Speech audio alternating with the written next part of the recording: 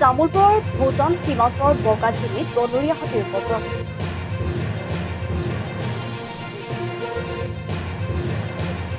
কেইবাটাও পৰিয়ালৰ বাসগৃহ ভাঙি লতপত।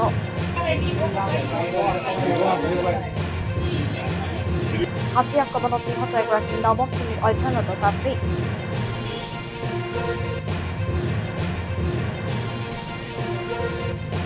নিহত ছাত্ৰীগৰাকীৰ নাম মণিকা বড়ো।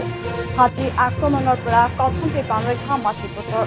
নিশা হোৱা পাতিতেই বনৰীয়া হাতীৰ জাকে আক্ৰমণ কৰি ঘৰ দুৱাৰ লণ্ডভণ্ড কৰি থাকোঁতে হাতীৰ আক্ৰমণৰ পৰা পলাবলৈ ধৰোঁতেই হাতী আক্ৰমণ কৰি মূৰত গচকি দিয়া থিতাতে নিহত হয় ছাত্ৰীগৰাকী।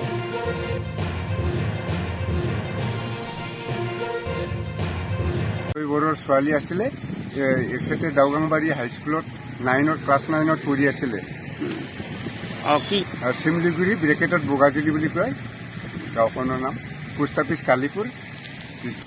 আমি তাৰপিছত থানালৈ ফোন দিলে আৰু ফৰেষ্টকেইটা গৈছিলে, ফৰেষ্ট থানাত ফোন দিলে, থানাই কুমাৰীকাটা আৰু চকীয়ে আনিছে, আনি পেলাই ডাইৰেক্টলি তামোলপুৰ থানাত পঠাই দিলে।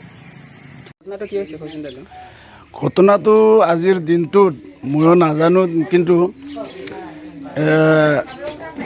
মণিকা বড়োৱে দাউগাংবাৰী হাইস্কুলত ক্লাছ 9ত পঢ়ি আছিলে। হঠাৎ জনৰীয়া হাতীয়ে আহি গাঁওখনৰ মাজেদি উপদ্ৰৱ কৰি এই অজয় বড়ো আৰু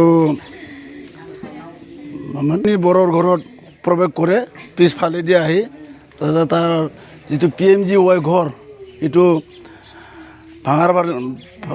ভাঙি দিয়াৰ চেষ্টা চলাইছিল, কিন্তু ঘৰৰ পৰিয়ালটো ৰূপনী বড়ো, তেওঁৰ মাজনী ছোৱালী আৰু ল'ৰা পলাবলৈ চেষ্টা কৰোঁতে পিছফালৰ পৰা এটাক কৰি ৰাস্তাৰ মাজত বাগৰি মাৰি পেলালে। এইখিনি জানো আৰু আমি। এইটো ঘটনা হৈছে 12টা বজাৰ ৰাতি।